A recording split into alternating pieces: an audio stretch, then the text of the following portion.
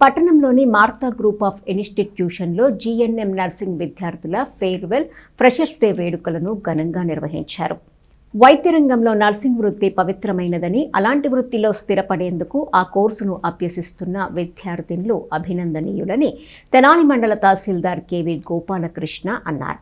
స్థానిక సుల్తానాబాద్లోని Martha group of nursing విద్యా సంస్థల్లో జీఎన్ఎం నర్సింగ్ విద్యార్థుల ఫేర్వెల్ ఫ్రెషర్స్ వేడుకలను సోమవారం సాయంత్రం ఘనంగా నిర్వహించారు. ముఖ్య అతిథిగా హాజరైన తహసీల్దార్ గోపాలకృష్ణ మాట్లాడుతూ, ఉన్నతమైన నర్సింగ్ వృత్తిలో త్వరలో స్థిరపడనున్న విద్యార్థినులు మానవత్వ విధులు నిర్వర్తించాలని సూచించారు. మరో ముఖ్య అతిథి మున్సిపల్ కమిషనర్ జె రామాప్పల్ నాయుడు మాట్లాడుతూ, నర్సింగ్ వృత్తి జీవనం కోసమే అయినా సమాజ సేవకు ఎంతో అవకాశం కల్పిస్తుందని చెప్పారు. ఇటీవల గ్రూప్ 1 పరీక్షల్లో డీఎస్పీగా ఎంపికైన ఏఓవి నాగేశ్వరరావు మాట్లాడుతూ, నర్సింగ్ వృత్తిపరంగా పాటించాల్సిన నియమాలను వివరించారు.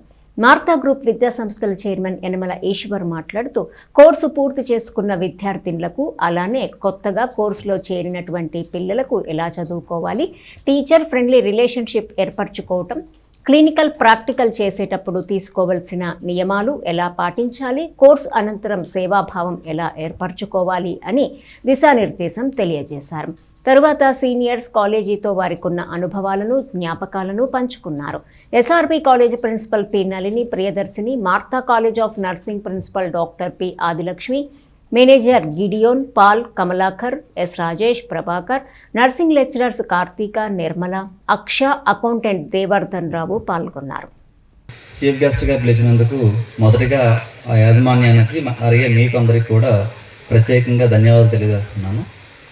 మీ అందరికీ తెలుసు, మీరు ఫ్రెషర్గా వచ్చిన వాళ్ళందరూ 10th క్లాసు పైన మనకి ఏఎన్ఎం ఉంటుంది, 10th + 2, అట్లాగే జేఎన్ఎం అండ్ బీఎస్సీ నర్సింగ్ అంటే 2 years, 3 years and 4 years courses. ఇవన్నీ కూడా ఈ కోర్సెస్ నేర్చుకోవడానికి సంబంధించి మీ అందరికీ ఒక ఇంట్రెస్ట్ ఉంటుంది.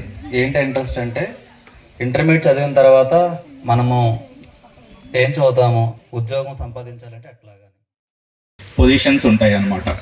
సో వాటిని తట్టుకోవాలంటే ఇప్పటి నుంచే దానికి ప్రిపేర్డ్గా ఉండాలి.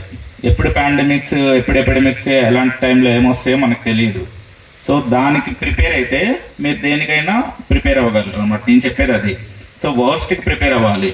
వర్స్ట్కి ప్రిపేర్ అయితే మీరు దేనికైనా సాధించగలరు. సో ఒక్క ఏఎన్ఎం, జిఎన్ఎం లేకపోతే బీఎస్సీ నర్సింగ్ ఇవి చదివి వీటితోనే ఆగిపోకూడదు. ఇంకా సార్ ఇంకా చెప్పారు, కొత్త కొత్త టెక్నాలజీస్ వస్తున్నాయి అని చెప్పి. అసలు ఉద్యోగం లాగా చేస్తే పెద్ద వెరైటీ ఏమి ఉండదు.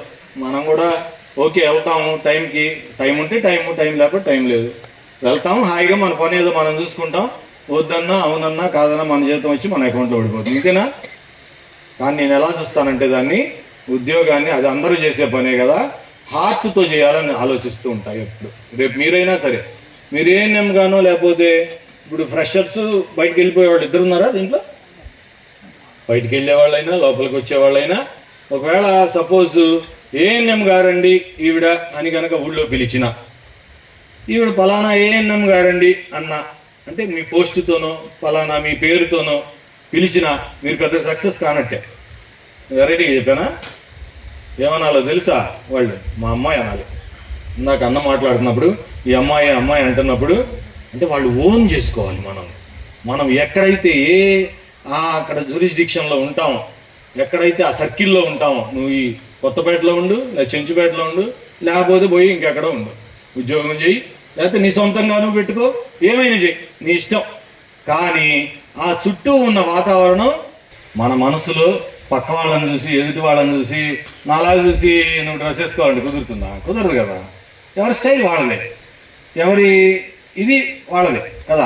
మనం ఏదనుకుంటే అదే అవుతాం. దీనికి చిన్నప్పుడు నేను కథ చదువుకున్నాను. నేను బాగా కథల రూపంలో చెప్పడానికి ఇష్టపడతా ఉంటా పిల్లలతో. నేనేమి చదువుకున్నానంటే, మనిషి బేసిక్గా ఎలా ఉంటే, ఎలా మనసులో అనుకుంటే అలా అవుతాడు అని అన్నప్పుడు చదవలేదులే, నాకు నేనే సృష్టిస్తూ ఉంటాను.